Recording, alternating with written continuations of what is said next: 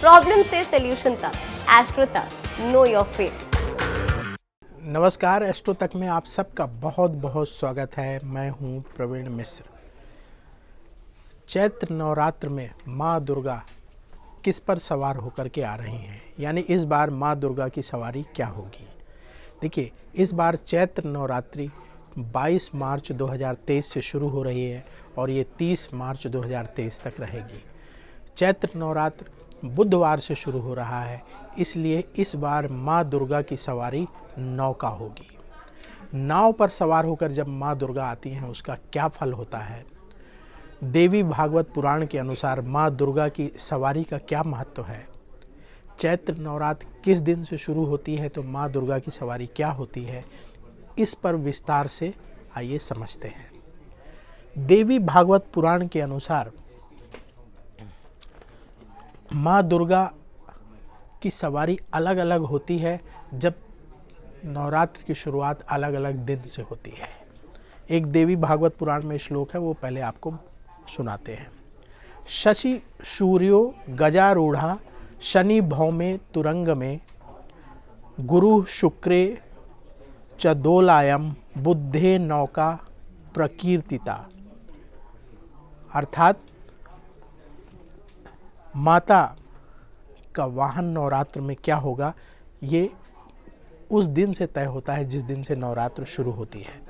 यदि नवरात्र की शुरुआत सोमवार से होती है तो माँ दुर्गा हाथी पर सवार होकर आती है। यदि नवरात्र की शुरुआत शनिवार और मंगलवार से होती है तो माँ दुर्गा घोड़े पर सवार होकर आती है।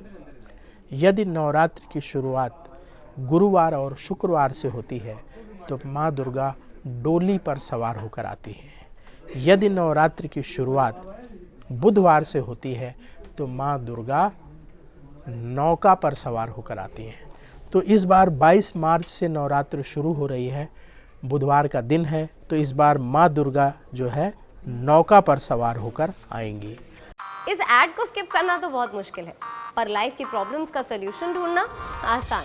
प्रॉब्लम से सॉल्यूशन तक, एस्ट्रो तक, नो योर फेट।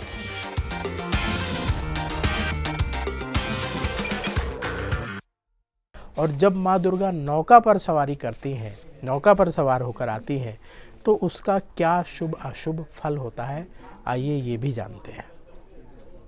देवी भागवत पुराण के अनुसार जब माँ दुर्गा नौका पर सवार होकर के आती हैं तो भक्तों की मनोकामनाओं को पूर्ण करती हैं। इसलिए ये नवरात्रि बहुत महत्वपूर्ण है। पूरे 9 दिन की नवरात्रि है। 22 मार्च 2023 से शुरू होगी और 30 मार्च 2023 तक चलेगी, पूरे 9 दिन रहेगी।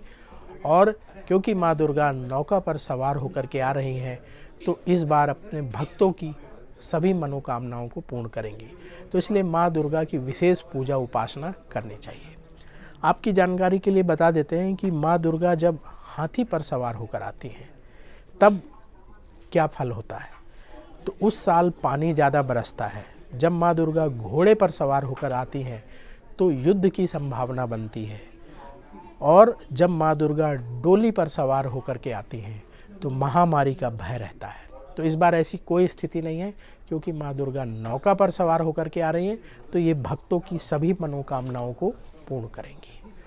तो हम सबको माँ दुर्गा का पूजन बड़े मन से इस नवरात्र में करना चाहिए। आप सबको नवरात्र की बहुत बहुत शुभकामनाएं। देखते रहिए एस्ट्रो तक। नमस्कार। एस्ट्रो तक ऐप पर आपको मिलेगा भविष्य से जुड़े हर सवाल का जवाब।